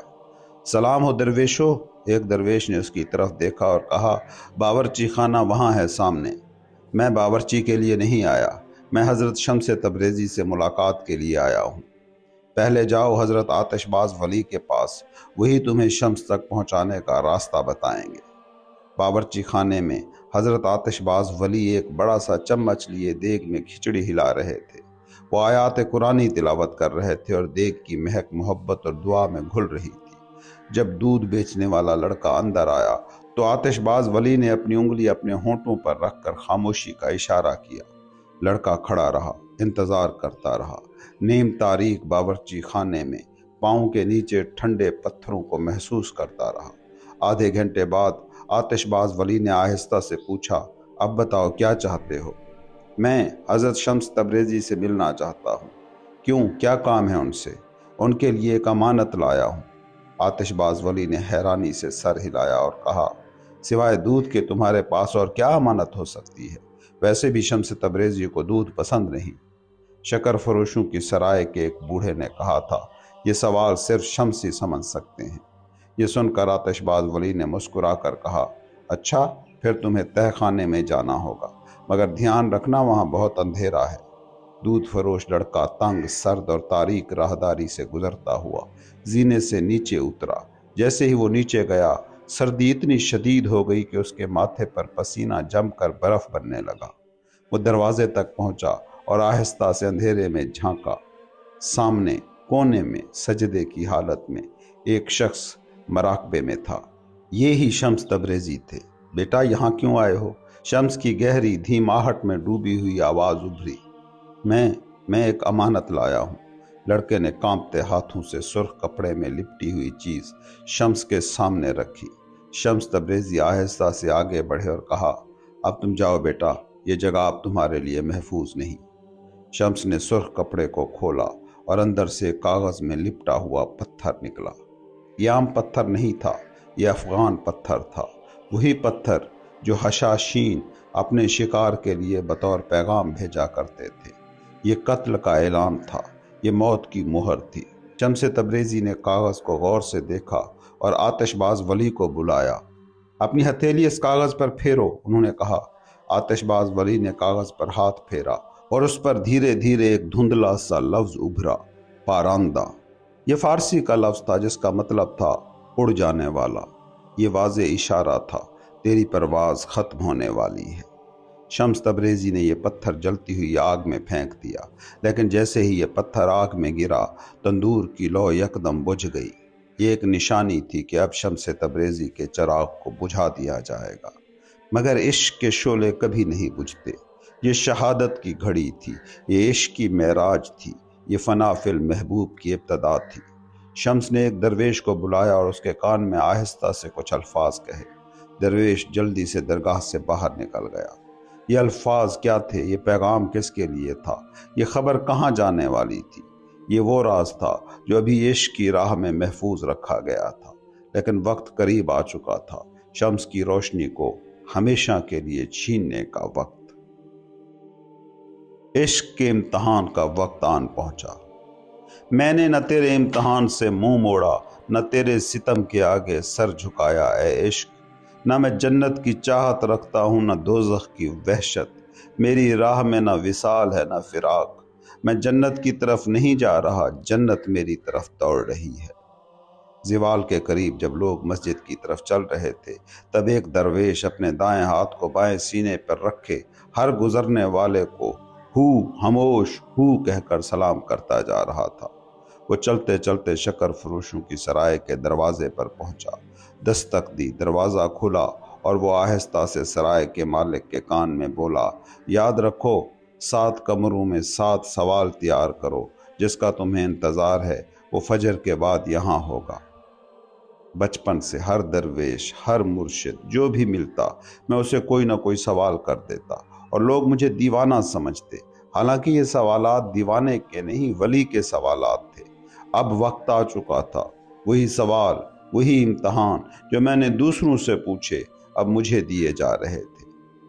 आखिरी सवाल, आखिरी आजमाइश, इश्क की कीमत, सर की कुर्बानी। यक दर यक सवाल, 7 दरवाजे 7 सवाल। हर कमरे में एक दरवेश, हर दरवेश के पास एक सवाल और हर सवाल की एक आजमाइश। जो दरवेश मेरे जवाब से राजी ना होता, वही मेरा कातिल होता। पहला दरवाज़ा, बायजीद बस्तामी का सवाल। बायजीद बस्तामी ने 60 साल तक खरबूजा ना खाया, क्योंकि उन्हें मालूम नहीं था कि मुस्तफ़ा ने उसे कैसे काटा था। तुम इस जवाब के बारे में क्या कहते हो? मैंने कहा, जो शख्स एक खरबूजा काटने का तरीका ना जानता हो, वो दूसरे खुफिया और मुश्किल उलूम के बारे में कैसे जान सकता है? ये सुनकर दरवेश मेरे कदमों में गिर गया और बाहर निकलकर हौज में अपने कपड़ों समेत कूद गया। दूसरा दरवाज़ा, इब्लीस कौन है? मैंने कहा, इब्लीस तू खुद है, क्योंकि हम तो इस लम्हे इदरीस में डूबे हुए हैं। अगर तू इब्लीस नहीं तो इदरीस में गुम क्यों नहीं? अगर तू इदरीस की रोशनी में है तो इब्लीस से डर क्यों रहा है? ये सुनकर दरवेश ने अपने बाल नोचने शुरू कर दिए और दीवाना वार बाहर भाग निकला। तीसरा दरवाज़ा, तेरा मजहब क्या है? तू अपने असल रास्ते से क्यों हट गया? मैंने कहा, आशिकों का ना कोई मजहब होता है, ना कोई मसलक। फ़िक़्ह वाले जिस चीज़ के इमाम बने, मुझे परवाह नहीं। मैं इश्क के इमाम मौलाना के सिवा किसी को नहीं मानता। मेरा असल रास्ता इश्क में कुर्बान होना है, और असल गद्दार तुम हो जो इश्क से मुनहरफ हो चुके हो। ये सुनकर दरवेश ने दीवार से कुरान उतारा, उसे चूमा और खामोशी से बाहर निकल गया। चौथा दरवाज़ा, तौहीद क्या है? मैंने कहा, किसी वली से ये सवाल करना बिद्दत और गफलत है। जो अपने वजूद को मुसीबत के साथ पहचान ले, वो अपने रब को वफा के साथ जान लेता है।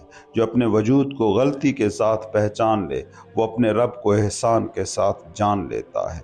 ये सुनकर दरवेश ज़मीन पर गिर गया और बेहोश हो गया। पांचवा दरवाज़ा, क्या समा दरवेशों का रक्स हराम नहीं? मैंने कहा, समा अल्लाह के जलवे की तजल्ली है। ये इस आलम मादी से आलम रूहानी की तरफ सफ़र है। ये अहले इश्क के लिए हलाल है और बे इश्क लोगों के लिए हराम है। तू जो इश्क से महरूम है, समा को अपनी ज़बान पर भी ना ला। ये सुनकर दरवेश जर्द पड़ गया और रोते हुए कमरे से निकल गया। ये 5 दरवाजे, 5 सवाल, 5 आजमाइशें और 5 फतहें। अब 2 दरवाजे बाकी थे, और इन 2 दरवाज़ों के पीछे क्या छुपा था? शायद वो सवाल जो मेरे सर की कीमत था, शायद वो दरवेश जो मेरा कातिल बनने वाला था। वक्त करीब आ रहा था। आज का दिन बस एक और दिन नहीं था, ये वो दिन था جس کا انتظار عرش پر بھی ہو رہا تھا۔ یہ وہ دن تھا جب عشق اپنے سب سے بڑے امتحان سے گزرنے والا تھا۔ یہ وہ دن تھا جب شمس ہمیشہ کے لیے خاموش ہونے والا تھا۔ چھٹا دروازہ۔ انسان واحد مخلوق ہے جو رب ہونے کا دعویٰ بھی کرتا ہے، اور واحد مخلوق ہے جو بندگی کا بھی اقرار کرتا ہے۔ ان دونوں میں کیا فرق ہے؟ میں نے کہا، اللہ فرماتا ہے، میں نے انسان کو اپنی جلال اور جمال کے ساتھ پیدا کیا۔ کچھ لوگوں میں صرف جلال ظاہر ہوتا ہے اور وہ میں خدا ہوں کہنے لگتے ہیں، جیسے فرعون۔ کچھ لوگوں میں جمال ظاہر ہوتا ہے اور وہ میں بندہ ہوں کہتے ہیں، جیسے حضرت محمد، جنہوں نے کہا تھا، یا اللہ میں تجھے جیسا چاہیے ویسا پہچان نہ سکا۔ یہی انسان کی حقیقت ہے۔ یہ وہ مقام ہے جہاں جلال اور جمال اکٹھے ہوتے ہیں۔ اللہ چاہتا ہے ایسے بندے جو جمال سے جلال کو ڈھانپ دیں۔ دروازہ لرز اٹھا، موت قریب آ رہی تھی۔ یہ جواب سن کر درویش نے اپنی تلوار نیام سے نکالی اور میرے قریب آیا۔ اس کے ہاتھ کانپ رہے تھے اور اس کی سانسیں تیز ہو رہی تھی۔ اس نے اپنی تلوار کا کنارہ میرے چہرے پر رکھا اور کہا، میری آنکھوں میں دیکھو۔ میں نے اس کی آنکھوں میں دیکھا اور وہ یکدم چیخنے لگا، اللہ! پھر وہ رو پڑا اور اپنی تلوار دیوار پر دے ماری۔ تلوار کا ٹکراؤ پہلے کمرے میں گونجا، پھر سرائے کے ہر کونے میں گونجنے لگا۔ دوسرے درویش کمرے کے دروازے پر جمع ہو گئے، اور جب انہوں نے اپنے ساتھی کو بے ہوش پڑا دیکھا تو گہری سانس لی، گویا موت ٹل چکی ہو۔ ساتواں دروازہ، سب سے خطرناک سوال۔ یہ آخری دروازہ تھا، یہ آخری سوال تھا۔ جب میں کمرے میں داخل ہوا تو یہ درویش باقیوں سے الگ تھا۔ یہ جسمانی طور پر طاقتور، بھرے ہوئے ابرو اور سیاہ بے رحم آنکھوں والا شخص تھا۔ وہ ایک گوشے میں بیٹھا، اپنے ہاتھ میں ایک خنجر لیے اپنے دانتوں میں چبھو رہا تھا۔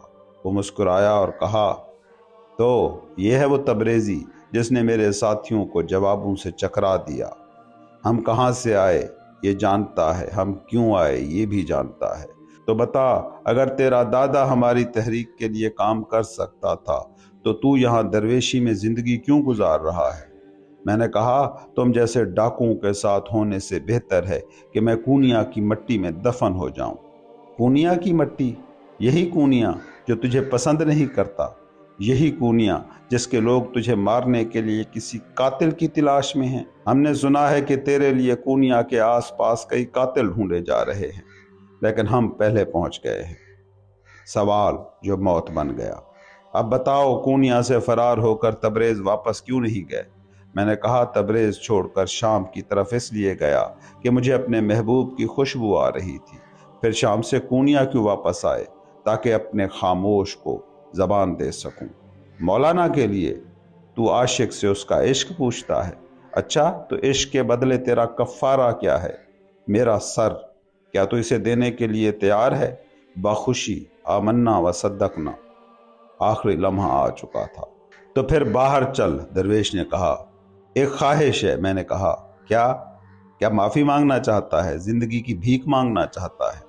یہ بھی ممکن ہے کہ ہم تجھے صرف ایک شرط پر چھوڑ دیں، چاہے تو رہے یا پھر مولانا۔ یہاں انتخاب کی گنجائش نہیں تھی۔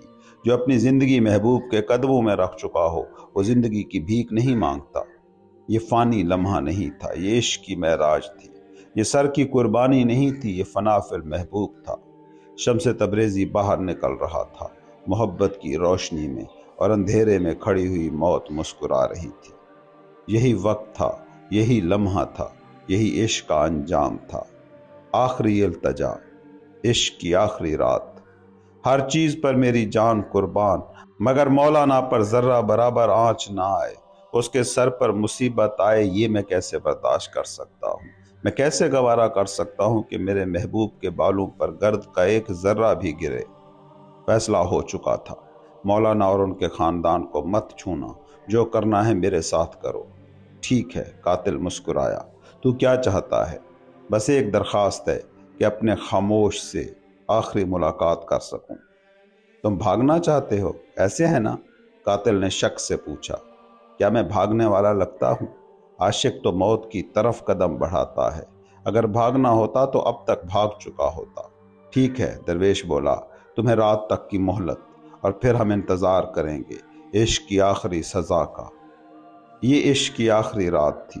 چاند اپنی روشنی میں مدھم ہو چکا تھا، ستارے خاموشی میں ڈوب رہے تھے اور ہوا میں ایک ہلکی سی سرگوشی تھی۔ شمس، وقت قریب ہے۔ عشق کی آخری رات، جب خاموشی موت کی سرگوشی بن گئی۔ عاشق وہ ہے جو اپنے محبوب سے ملا ہوا عشق دوبارہ محبوب کو واپس کر دے۔ عشق کے مذہب میں سب کچھ اعلیٰ ترین محبت کے لیے قربان ہوتا ہے۔ کونیا، ایک شہر جو پہلے سے جانتا تھا۔ اس رات اذان مغرب کی آواز ہر دوسری رات سے مختلف تھی۔ ہوا میں وہ سردی نہیں تھی جو ہڈیوں کو جمایا کرتی ہے، بلکہ وہ لرزہ تھا جو دل کی گہرائیوں میں کانپنے کا احساس دلاتا ہے۔ آج فواروں پر پرندے نہیں بیٹھے تھے۔ آج کونیا کی گلیاں خاموش تھیں، گویا پہلے سے ہی جانتی ہوں کہ کوئی بہت بڑا حادثہ ہونے والا ہے۔ یہ وہ سکوت ہے جو کسی بھی جنگ کے آغاز سے پہلے ہوتا ہے۔ یہ وہ گھٹن تھی جو منگولوں کے حملے کے وقت بھی نہیں دیکھی گئی تھی۔ مولانا روم اس دن عجیب بے چینی میں تھے۔ عصر کے بعد ان کا دل بیٹھنے لگا اور شام ہوتے ہوتے یہ بے چینی اور بڑھ گئی۔ وہ مغرب کی اذان کے بعد شمس کا انتظار کر رہے تھے، لیکن شمس نہ آئے۔ انہوں نے جماعت کے ساتھ نماز نہ پڑھی، وہ انتظار کرتے رہے، خاموش، بے قرار، جیسے روح اپنے ہی جسم میں قید ہو۔ کیا شمس کونیا کو چھوڑ کر جا چکا ہے؟ کیا وہ ہمیشہ کے لیے چلا گیا یا کچھ اور ہونے والا تھا؟ مولانا روم درگاہ کے دروازے پر آ گئے، باریک سا کپڑا پہنے ہوئے، ٹھنڈی ہوا میں کانپتے ہوئے۔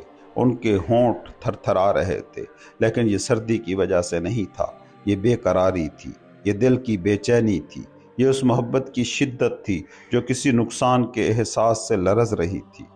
بابا اندر آ جائیے، یہ سلطان ولد تھا جو دوڑتا ہوا آیا۔ یہ لے، میں آپ کے لیے کمبل لایا ہوں۔ لیکن مولانا اپنی جگہ سے نہیں ہٹے، وہ خاموش بس انتظار کرتے رہے۔ اور پھر دھند میں ایک پرچھائی ابھری، وہ دھیرے دھیرے آ رہا تھا۔ یہ شمس تبریزی تھے، لیکن آج وہ پہلے جیسے نہ تھے۔ وہ تھکے ہوئے تھے، جیسے دنوں سے چل رہے ہوں، جیسے صدیوں کا بوجھ اٹھائے آ رہے ہوں۔ مولانا دوڑ کر آگے بڑھے، شمس کو سینے سے لگایا، لیکن شمس نے انگلی ہونٹوں پر رکھی۔ خاموش، ابھی بات نہیں، پہلے نماز۔ شمس اور مولانا نماز کے لیے حجرے میں داخل ہوئے۔ مولانا ہمیشہ کی طرح شمس کو آگے بڑھانے لگے تاکہ وہ امام بنے، لیکن شمس نے ہاتھ روک لیا اور کہا، عشق کا امام ہماری نماز کا بھی امام ہوگا۔ یہ شمس کی مولانا کے ساتھ آخری نماز تھی۔ یہ وہی نماز تھی جسے رسول اللہ نے آنکھوں کی ٹھنڈک کہا تھا، اور آج شمس کہہ رہے تھے، آنکھوں کی ٹھنڈک نماز، میرے دل کی ٹھنڈک مولانا کے ساتھ۔ آخری نوالا۔ نماز کے بعد مولانا روم نے کہا، دوست، تم بہت تھکے ہوئے لگ رہے ہو، آؤ میں خود تمہارے لیے کھانا بناتا ہوں، تمہارے لیے حلوہ بناؤں گا خود اپنے ہاتھوں سے۔ لیکن شمس مسکرائے اور آہستہ سے کہا، حلوہ؟ ہو سکتا ہے تم رات کو کھاؤ اور میں نہ کھاؤں۔ آخری الوداع۔ پھر شمس تبریزی مولانا کے قدموں میں بیٹھ گئے اور اپنا سر مولانا کے زانوں پر رکھ دیا، اور دونوں بس خاموش رہے۔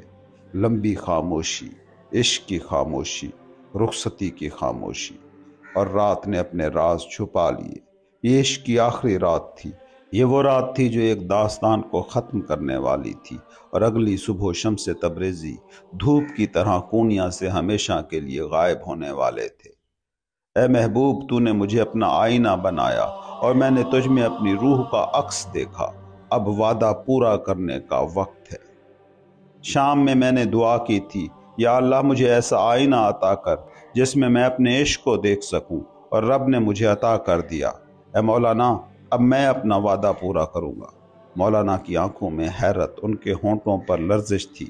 کون سا وعدہ شمس؟ جب میں نے اللہ سے یہ آئینہ مانگا تھا تو رب نے کہا تھا، اگر میں تجھے یہ آئینہ دے دوں تو کیا قربان کرے گا؟ اور میں نے کہا تھا، یا رب، میں اپنا سر قربان کر دوں گا۔ یہ تھا وہ وعدہ۔ مولانا کی آنکھوں میں آنکھوں سے پہلے آنسو بولنے لگے۔ شمس، یہ نہ کہو، یہ مت کہو، مت جاؤ۔ لیکن شمس، وہ جو عشق کے امام تھے، بس مسکرا دیے۔ اب وقت ہے محبوب کے لیے اپنی جان قربان کرنے کا۔ مولانا، کیا تمہیں حضرت عثمان کی شہادت یاد ہے؟ نہیں، اب میں تمہیں دوبارہ سناتا ہوں۔ مدینے میں باغیوں نے حضرت عثمان کو قتل کرنے کی تیاری کر لی تھی۔ حضرت علی نے انہیں پیشکش کی کہ مجھے اجازت دیں میں ان باغیوں کو ختم کر دوں، لیکن حضرت عثمان نے کہا نہیں علی، میں نہیں چاہتا کہ میرے بعد لوگ کہیں عثمان نے مدینے میں خون بہایا۔ اور پھر انہوں نے ایک خواب دیکھا۔ انہوں نے رسول اللہ کو دیکھا جو ایک دسترخوان پر بیٹھے تھے اور ان کے ساتھ حضرت ابو بکر اور حضرت عمر بھی تھے۔ دسترخوان پر صرف ایک پیالہ تھا اور وہ کسی کا انتظار کر رہے تھے۔ پھر حضرت عثمان خواب میں ان کے پاس پہنچے۔ رسول اللہ نے مسکرا کر کہا عثمان، ہم تمہارا ہی انتظار کر رہے تھے۔ اور پھر حضرت عثمان جاگ گئے اور سمجھ گئے شہادت ان کی قسمت میں لکھی جا چکی ہے۔ انہوں نے کہا عاشق کو محبوب کے انتظار میں دیر نہیں کرنی چاہیے۔ اب میری باری ہے مولانا۔ حضرت عثمان چاہتے تو اپنی جان بچا سکتے تھے، لیکن وہ اپنی روح کو کس منہ سے دیکھتے۔ اب میری باری ہے مولانا۔ ہر عشق کی ایک قیمت ہوتی ہے۔ مولانا جو بول نہ سکے۔ مولانا زمین پر گرنے لگے، ان کے ہاتھ کانپنے لگے، ان کے ہونٹ لرزنے لگے۔ مت جاؤ، مت جاؤ، مت جاؤ اے شمس۔ لیکن شمس وہ جو اپنی شہادت کے لمحے میں بھی عشق کی روشنی میں مسکرا رہا تھا۔ مولانا مجھے مت روکو، میں نہیں روک سکتا۔ اب بس ایک کام کرو، میری پیشانی پر میری موت لکھی جا چکی ہے، اب اسے محبت کی روشنی میں پڑھ لو۔ اور پھر شمس چلا گیا پونیا کی تاریک گلیوں میں، آخری رات کے اندھیروں میں، عشق کی روشنی میں شمس تبریزی ہمیشہ کے لیے چلا گیا۔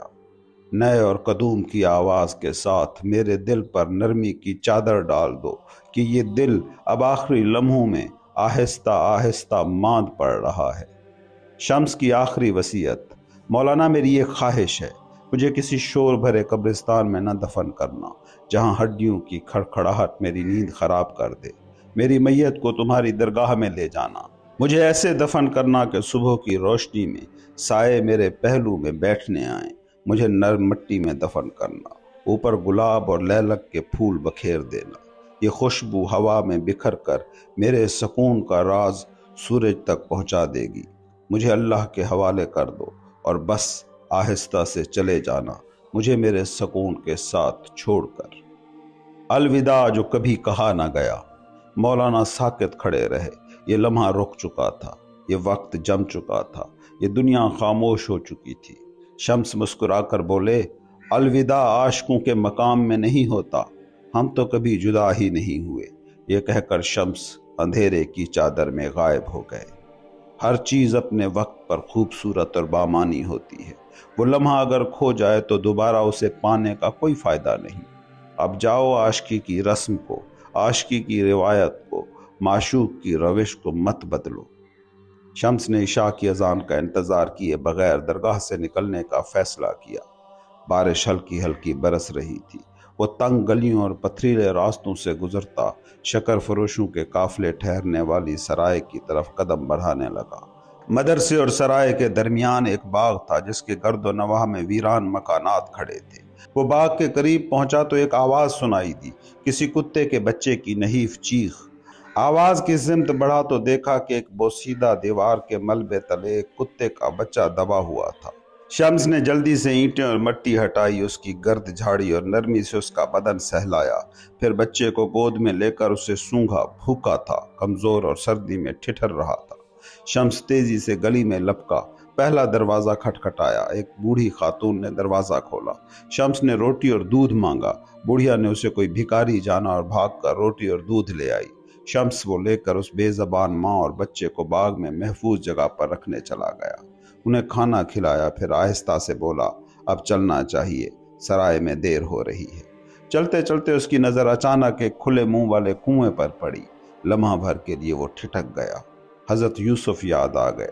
آہ بھرتے ہوئے بولا یوسف علیہ السلام اس کنویں میں سما گئے تھے، مگر آج کے انسان اس دنیا میں بھی سمانے کو تیار نہیں۔ پھر زیر لب دعا کی، اے پروردگار، اگر کوئی قبر میرے لیے موزوں ہے تو یہی کنواں میری قبر بنا دے۔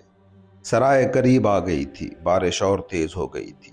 دروازے پر پہنچ کر دستک دی۔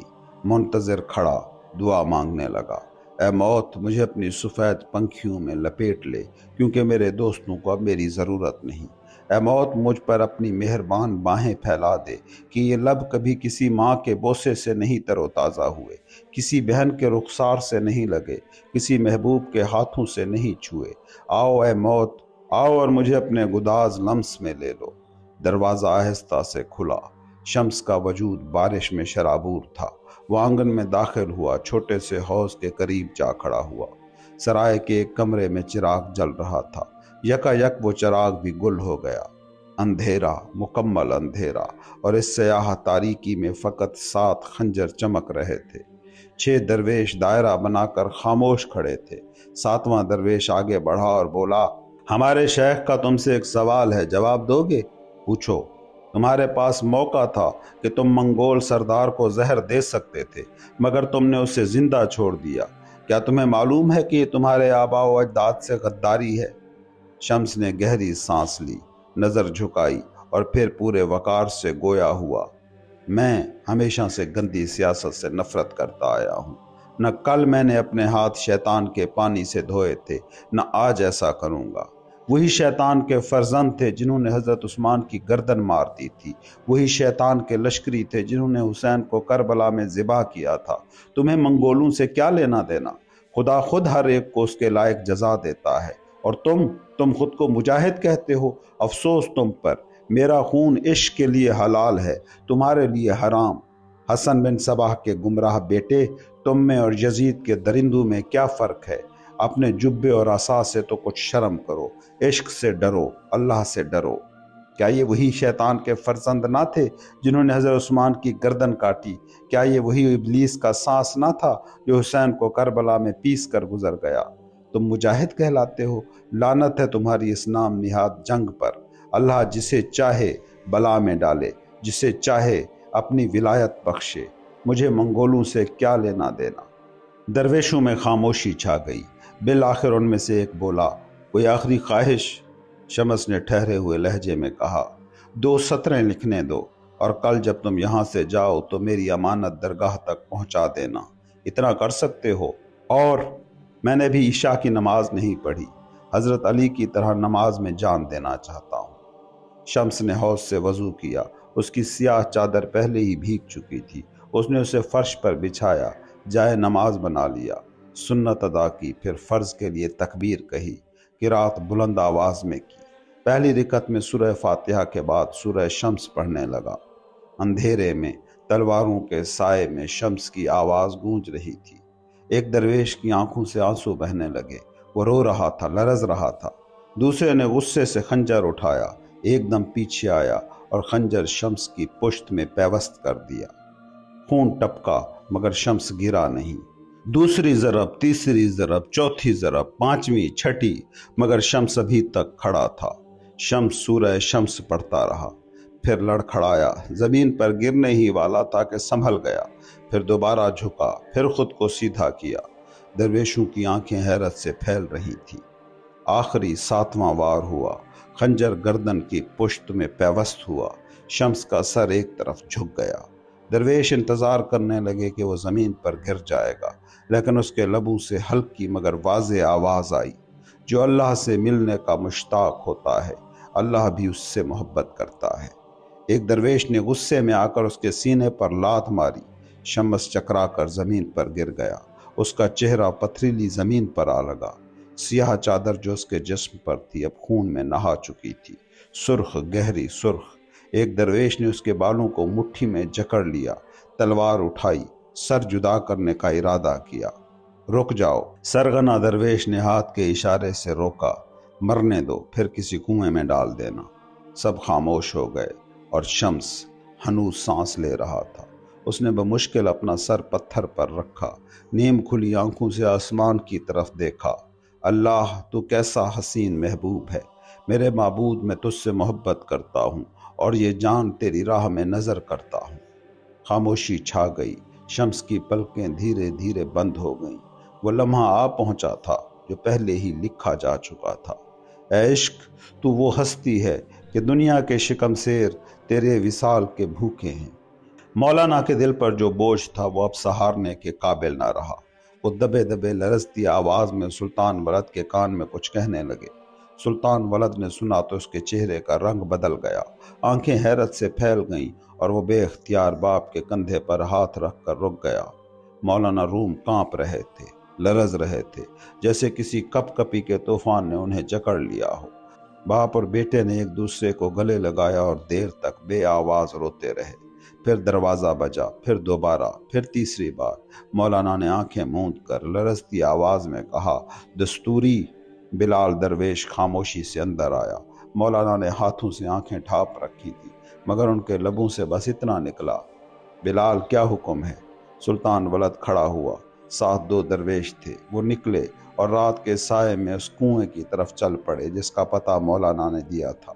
रास्ते में कुरानी आयात पढ़ते गए जैसे कि कोई मुकद्दस फरीज़ा अदा करने जा रहे हों। पहुंचकर रुके, सूरह फातिहा पढ़ी, हाथों पर फूंकी और चेहरों पर मली। फिर सुल्तान वलद ने दाएं हाथ को बुलंद किया और कहा, बिलाल, हमजा, बैत करो। दोनों दरवेश हक्का बक्का रह गए। ये कैसी बैत रात के अंधेरे में, ये कैसी कसम। सुल्तान वलद की आवाज़ गूंजी, हाथ मेरे हाथ पर रखो और कसम खाओ, अगर तुम्हारी गर्दनें भी कट जाएं तब भी हमारा राज न खुले। दोनों दरवेश उलझन में थे, मगर इताअत में सर झुकाया। हाथ सुल्तान वलद के हाथ पर रखा और कहा, अल्लाह के अस्माए हुस्ना की कसम, कुरान की एक एक आयत की कसम, जो कहो हम मानेंगे, वफादार रहेंगे। सुल्तान वलद ने एक रस्सी कुएं में डाली और कहा, बिलाल नीचे उतरो और हमारे पीरो मुर्शिद को अपने कंधे पर सवार करके बाहर निकालो। रात कोहर आलूद थी। कूनियां बर्फ की चादर ओढ़े सर्द, सुनसान और खामोश था। कहीं से सिर्फ हवा में सरसराती पत्तियों की सरगोशियां सुनाई दे रही थी और कहीं कहीं दूर से आती कुत्तों की मध्यम आवाजें। कुएं के गिर्द मौजूद आवारा कुत्ते, उन्हें बहुत पहले ही मालूम हो गया था कि नीचे एक लाश है, मगर ये दरिंदे इंसानों की तरह जालिम न थे। इन्होंने शम्स के जिस्म की बेहुरमती न की, बस खामोशी से पहरा दिया, जैसे किसी वली के मज़ार पर बैठे हों। और जब सुल्तान वलद और उसके दरवेश पहुंचे तो कुत्ते उन्हें सूंघ कर, उनके पाकीज़ा इरादों को पहचान कर खामोशी से पीछे हट गए और रात की सियाही में खो गए। दूसरी जानिब दरगाह का एक चिराग बरसों से रोशन था।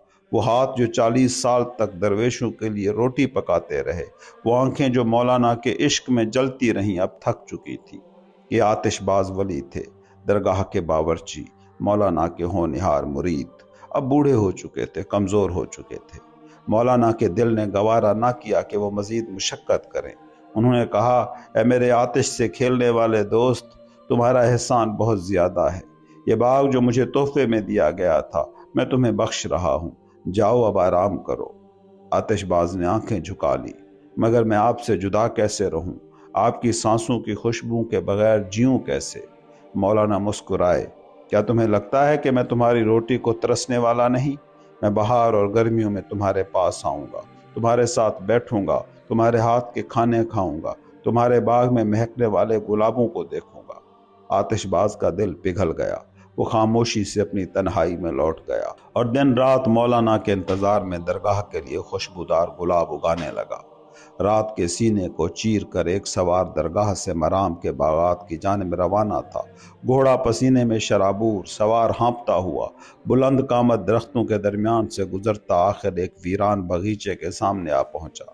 एक छोटा सा कमरा जिसमें जलते अंगारों की हल्की रोशनी लरज रही थी। दरवाज़ा खटखटाया गया। पुराने लकड़ी के दरवाजे ने चिरचिराहट के साथ राह दी। दरवाज़ा खोलने वाला आने वाले को पहचान गया। आने वाले ने झुककर सलाम किया और दोनों ने साथ मिलकर हू कहा। पहले दाएं झुककर सर झुकाया, फिर सामने निगाहें गिरा दी। सवार ने अपनी हथेली आगे बढ़ाई। हथेली में लिपटा हुआ कपड़ा था। बूढ़े मेज़बान ने वो कपड़ा लिया, करीब लाकर सूंघा और ज़ेरे लब कहा, हमारे आका ने कहा है कि आज हलवा पकाना, मगर हमेशा की तरह आटे से नहीं, मिट्टी से, और जब तक चूल्हे पर हलवा चढ़ा रहे सूरह तकासुर पढ़कर उस पर दम करते रहना। बूढ़ा मुस्कुरा दिया, ऐसा ही होगा, जैसे वो कहते हैं वैसा ही होगा। फिर रुक कर पूछा, और तुम अब लौट रहे हो? सवार ने सर हिलाया, हाँ, मुझे एक कब्र भी तैयार करनी है। बूढ़े ने पलकें मूंद ली, फिर आहिस्ता से बोला, आमीन। हलवा पक रहा था। मौलाना आ रहे थे। रात खामोशी से अपने अंदर वक्त को घुमा रही थी। सरदार की तरह सुल्तान वलद और दो दरवेश एक दूसरे के कंधों पर बारी बारी लेकर एक बेजान वजूद को बाग की तरफ ला रहे थे। थके कदमों के साथ दम लेते हुए वो बागीचे के पास पहुंचे, मगर फिर रुक गए। उन्होंने नए के मातम को सुना। मौलाना पहले से वहां पहुंच चुके थे। वो तन्हा बैठे थे बाग के उस कोने में जहां शम्स हमेशा आना चाहते थे, मगर किस्मत ने इजाजत न दी। आज वो जगह खाली थी और मौलाना नए बजा रहे थे। सुल्तान वलद ने पहली बार अपने वालिद को नए बजाते देखा और पहली बार उनकी धुन सुनी थी। ए इश्क के बादशाह जुदा न समझ, ये मत सोच कि तूने मेरे दिल की आग बुझा दी। सरदार और दरवेश खामोशी से आगे बढ़े। खून आलूद कपड़े में लिपटा जिस्म एक बड़े पत्थर पर रख दिया। मौलाना आगे बढ़े, मगर जैसे ही नजर उस बेजान पैकर पर पड़ी, उनके कदम डगमगा गए। दरवेशों ने और सुल्तान वलद ने उन्हें थामा, गिरने से बचाया, और मौलाना रोने लगे। इतना रोए कि आसमान लरस गया। बादल गरजने लगे, जैसे वो भी इस दर्द में शरीक हो गए हों। सुल्तान वलद ने बाप का ये हाल देखा, दिल में दर्द की लहर दौड़ गई। नम आलूद आंखों से कहा, बाबा पानी अब गर्म करवा दूं? मौलाना ने नम आंखों से जवाब दिया, शहीदों को न गुस्ल दिया जाता है, न कफन पहनाया जाता है, बस मुझे आखिरी बार अपने दोस्त को महसूस करने दो। मौलाना शम्स के बेजान वजूद के करीब झुक गए। खून से भरी हुई चादर को हाथ से खोला, पहलू में बैठे, चेहरे पर हाथ फेरा, दाढ़ी को सूंघा, जख्मों से बहते खून को उंगलियों से साफ किया और हिचकियां लेते हुए उस खून आलूद पेशानी पर बोसा दिया। फिर कांपती आवाज में कहा, किस बदनसीब हाथ ने तुझ पर यह जख्म दिए है मेरे शम्स? कौन सी बेरहम तलवार ने तेरे नाजुक वजूद को चाक किया? ये खून से तर बिस्तर तेरी तकदीर में कब लिखा था? ऐ मेरे परवाने इश्क, कहाँ गए वो दिन जब तू मेरे दिल की धड़कन के साथ नाचता था? मौलाना ने सर आसमान की तरफ उठाया, जैसे रात के सीने को चीर कर शम्स को आवाज दे रहे हों। ए शम्स, कहाँ चला गया तू? काश मैं रात के सीने को चाक कर दूं और तुझे अपनी बाहों में वापस ले आऊं। और सुल्तान वलद बाप के कंधे पर हाथ रख कर उन्हें तसल्ली दे रहे थे। उधर दरवेशों में से एक ने इशारा किया और आजान की सदा गूंज उठी। मौलाना का शम्स इश्क के शहीदों में लिखा जा चुका था। दरवेश ने आजान जनाजा दी। दोस्त उठ खड़ा हुआ, तकबीर बुलंद हुई और रात के साए में जनाजे की नमाज अदा की जाने लगी। इस्लाम की तारीख में उस्मान के बाद यह दूसरा मौका था कि किसी की नमाज जनाजा रात के अंधेरे में पढ़ी जा रही थी। नमाज के बाद मौलाना ने अपने दोस्त की लाश को सीने से लगा लिया। आहिस्ता आहिस्ता लरजते हाथों से कब्र में उतारा। पहली मट्टी बड़ी मुश्किल से उठाकर डाली, फिर कब्र के किनारे बैठ गए, कुरान खोला, आयात पढ़ने लगे। सुल्तान वलद, दरवेश और आतिशबाज सभी मोहब्बत से मट्टी डाल रहे थे और मौलाना की ज़बान से निकला, अगर आसमान जानता कि ये कैसा बिछड़ना है तो सितारे रो पड़ते, सूरज और चाँद भी गिरिया करते। अगर बादशाह को मालूम होता कि किस तरह तख्त से उतारा जाएगा तो वो भी ताज समेत तड़प कर रोता। अगर परिंदे जान लेते कि उन्हें क्यों शिकार किया जाता है तो उनके पर खुद ही टूट कर गिर जाते और वो चीख उठते। मौत के कान बहरे हैं, कोई फरियाद नहीं सुनती, वरना क्या वो दिलों को छलनी कर देने वाली सिसकियों को बर्दाश्त कर पाती? ये दुनिया एक वहशी दियो की मानंद है जो अपनी ही औलाद को खा जाती है। खामोशी थी, मौलाना की सांसों में दर्द की घुटन थी। दरवेशो, हमारी अमानत अभी यही रहेगी। जब वक्त साजगार हो तो इसे हमारे घर ले आना। शम्स की असल आरामगाह दरगाह है। सुनो सुल्तान वलद, ये राज किसी पर अफशा न हो, ये मेरी वसीयत है, मुझे भी शम्स के पहलू में दफनाया जाए। और फिर एक सिसकती खामोशी। मैं खामोश रहा, अपने जख्मों पर नमक छिड़क कर। जितना खामोश रहा जा सकता था उतना रहा। मेरे दिल की गहराइयों में एक फरियाद लहू बनकर टपक रही थी। मैंने किसी के आगे दिल नहीं खोला, मैंने खंजर सिर्फ अपने ही सीने में उतारा और खामोश रहा। सुबह हुई, कड़ाकेदार सर्दी कि हड्डियों में उतर जाए। रात के बिखरे हुए मातम के बाद दिन कयामत की सी खामोशी में डूबा था। दरगाह की चौखट पर एक दस्तक हुई, फिर एक और, फिर तीसरी बार। मौलाना के हुजरे में एक सन्नाटा था। वो फिर गोशा नशीन हो चुके थे, जैसे किसी और दुनिया में जा चुके हों। दरवाजे पर सुल्तान वलद, जिसे किसी भी लम्हे बाप की हालत बिगड़ने का खदशा था, उनके साथ कैरा खातून भी पहरा दे रही थी। दरवेश आगे बढ़ा और बोला, ایک بوڑھا شخص آیا ہے، کہتا ہے کہ وہ مولانا کے لیے ایک امانت لایا ہے۔ سلطان ولد نے احتیاط برتی۔ پہلے تلاشی لے لو۔ بوڑھے کی تلاشی لی گئی مگر کچھ نہ نکلا سوائے ایک سبز رنگ کے ریشمی رومال کے جو اس نے مضبوطی سے تھام رکھا تھا۔ سلطان ولد نے غور سے وہ رومال دیکھا، کہیں دیکھا ہوا لگا لیکن یاد نہیں آ رہا تھا کہ کہاں۔ اور تبھی حجرے کا دروازہ زور سے کھلا۔ مولانا روم تیز قدموں سے باہر نکلے، جیسے کسی خوشبو نے انہیں بیدار کر دیا ہو۔ ان کی آنکھوں میں دیوانگی تھی۔ خوشبو آ رہی ہے، وہ آیا ہے، دیکھو شمس زندہ ہے، اس کی خوشبو درگاہ کو مہکا رہی ہے۔ مولانا لرزتے ہاتھوں سے وہ سبز رومال بوڑھے کے ہاتھ سے جھپٹ کر سونگھنے لگے۔ یہ شمس کا رومال ہے، بتاؤ کہاں ہے وہ، اس کا پتہ دو، میں اپنی جان بھی دے دوں گا تمہاری اس خبر کے بدلے۔ سلطان ولد کا دل کانپ اٹھا۔ انہوں نے آہستہ سے باپ کے کان میں سرگوشی کی، بابا خود کو سنبھالیں، یہ صرف ایک کپڑے کا ٹکڑا ہے، ہم نے تو رات ہی شمس کو دفن کر دیا تھا۔ بوڑھا شخص جھک گیا اور بولا، یہ مجھے کچھ اجنبیوں نے دیا، کہا کہ مولانا تک پہنچا دوں۔ مولانا لرزتے ہاتھوں سے اندر لوٹ گئے، رومال کو بار بار سونگھ رہے تھے، ہاتھ میں کپ کپاہٹ تھی مگر انہوں نے کسی طرح اسے کھولا۔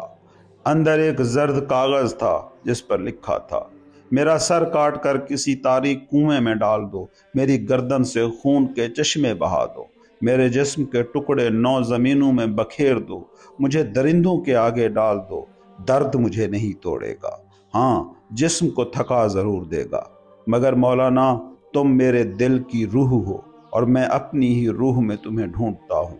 قسم ہے مجھے، کاش میری موت تمہاری آنکھوں کے سامنے ہوتی تاکہ تم دیکھ سکتے کہ عشق کے لیے جان دینا کیسا ہوتا ہے۔